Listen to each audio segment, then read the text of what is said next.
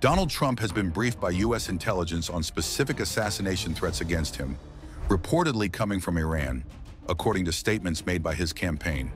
The former president's team claims that these threats are part of an effort by Iran to destabilize the United States, potentially sowing chaos in the political landscape. While the details provided in the campaign statement are vague, this raises concerns about the security risks Trump faces as a high-profile figure and a leading candidate for the 2024 Republican presidential nomination. The background to these threats is deeply rooted in the turbulent and long-standing tensions between the United States and Iran, which have intensified significantly in recent years, especially during Trump's presidency. Throughout his time in office, Trump adopted an aggressive stance toward Iran, particularly when he decided to withdraw the United States from the Joint Comprehensive Plan of Action, JCPOA, also known as the Iran nuclear deal, in 2018. The JCPOA, negotiated under President Obama, was an agreement aimed at limiting Iran's nuclear program in exchange for sanctions relief, but Trump condemned it as weak and insufficient to prevent Iran from pursuing nuclear capabilities or extending its influence in the Middle East. The decision to withdraw from the nuclear deal marked a sharp turn in U.S.-Iran relations. In response, Trump's administration imposed severe economic sanctions on Iran as part of a maximum pressure campaign. These sanctions targeted critical sectors of Iran's economy, including its oil exports, which are a major source of revenue for the country. Iran, in turn, ramped up its defiance, expanding its nuclear activities and engaging in regional proxy wars through groups allied with Tehran, such as Hezbollah in Lebanon and the Houthis in Yemen. The already fragile relations between the two nations took a decisive turn for the worse in January 2020, when the U.S. conducted an airstrike in Iraq that killed Qassem Soleimani, a top Iranian general and the head of the Islamic Revolutionary Guard Corps elite Quds force. Soleimani was considered one of Iran's most powerful figures, responsible for orchestrating many of Iran's proxy military operations throughout the Middle East. His death was a major blow to Iran's strategic capabilities and its efforts to project power across the region. Iran's reaction to the killing of Qassem Soleimani, a highly influential and revered military leader, was immediate and severe, reflecting the deep sense of loss and outrage felt across the Iranian leadership and public. Soleimani was not just a military figure. He was seen as a national hero in Iran, credited with shaping Iran's military strategy, particularly through his leadership of the Quds Force, an elite unit of the Islamic Revolutionary Guard Corps, IRGC, responsible for Iran's foreign military operations and intelligence activities. The significance of Soleimani's death cannot be overstated in the context of Iranian national pride and the regime's broader geopolitical strategy. For decades, Soleimani had been a key architect of Iran's military operations in the Middle East, particularly in Syria, Iraq, and Lebanon, where he coordinated Iran's proxy forces to expand its influence and counter the presence of the United States and its allies. His death at the hands of a U.S. drone strike in January 2020 was seen by Iranian leaders as not just the loss of a senior military official, but as a direct attack on the heart of Iran's military and strategic capabilities. Supreme Leader Ayatollah Ali Khamenei, along with other high-ranking Iranian officials, vowed swift revenge for what they considered an assassination of a national hero.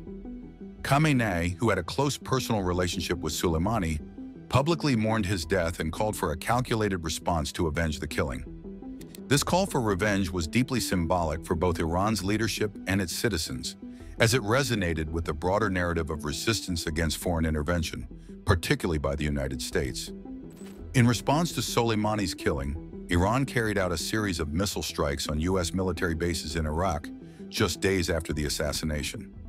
These strikes were seen as a direct message to the U.S., signaling that Iran would not tolerate what it viewed as a blatant provocation.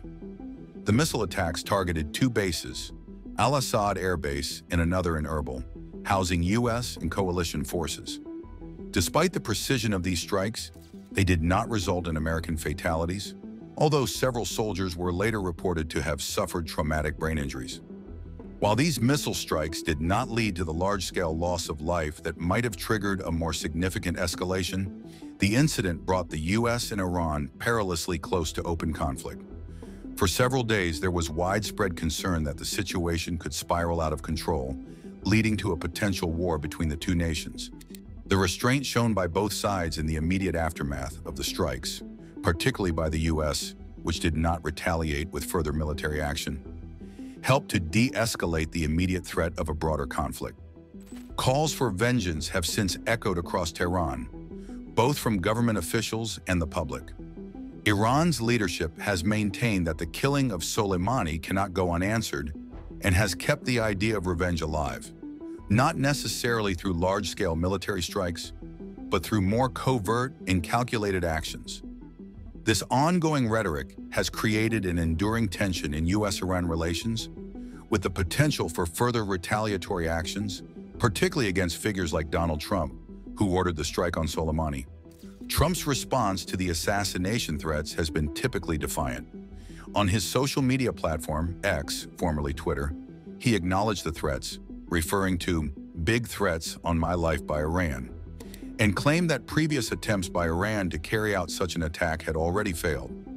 He went on to thank Congress for approving additional funds for the Secret Service, which is tasked with protecting him as a former president and current presidential candidate. Trump's rhetoric in these posts, including referring to an attack on him as a death wish by the attacker, suggests that he remains deeply combative about the threats, signaling that he views them as an extension of his ongoing battle against what he has long called rogue regimes like Iran. This is not the first time Trump has been the subject of assassination attempts.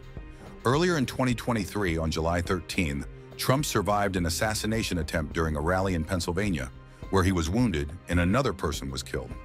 The motive behind this attack remains under investigation, and no evidence has emerged linking Iran to the incident.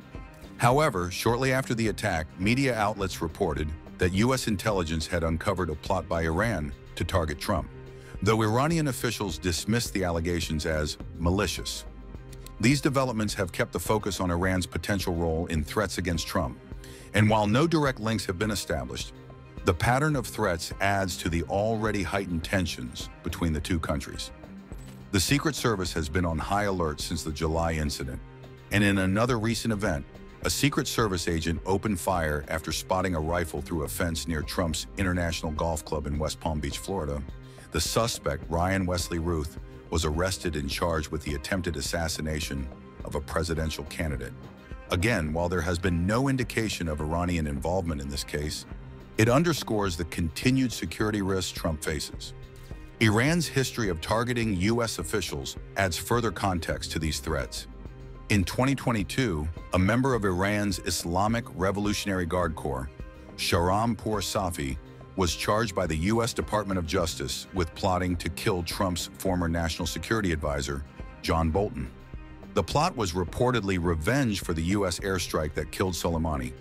According to prosecutors, Pour Safi offered $300,000 to individuals in the U.S. to carry out the assassination. This was seen as a direct retaliation by Iran for the loss of Soleimani and highlighted the lengths to which Iranian operatives are willing to go to target U.S. officials they view as responsible for Soleimani's death. The situation also raises questions about the broader implications of foreign interference in U.S. elections. As Trump campaigns for the 2024 presidential election, the threats against him could become a significant issue in the race. If foreign adversaries like Iran are indeed attempting to destabilize the U.S. political system by targeting candidates, it could lead to increased calls for tighter security measures and further scrutiny of foreign influence in U.S. politics. At the same time, these threats could play into Trump's own political narrative. Throughout his presidency and beyond, Trump has frequently portrayed himself as a target of both domestic and international forces that seek to undermine him. The assassination threats from Iran, whether new or not, feed into this narrative, allowing Trump to position himself as a defender of American sovereignty against foreign adversaries. This could galvanize his base, many of whom see Iran as a serious threat to U.S. security and view Trump's hardline stance as a necessary defense against hostile regimes.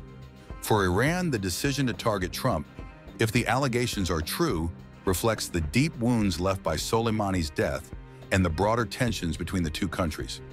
Iran's leadership has often used anti-American sentiment as a rallying point for its domestic and regional policies, and targeting Trump, the man who ordered the strike that killed Soleimani, could be seen as a way to avenge the loss of one of their most revered military leaders. However, any attempt on Trump's life would likely provoke a severe response from the U.S., potentially leading to further military or economic retaliation.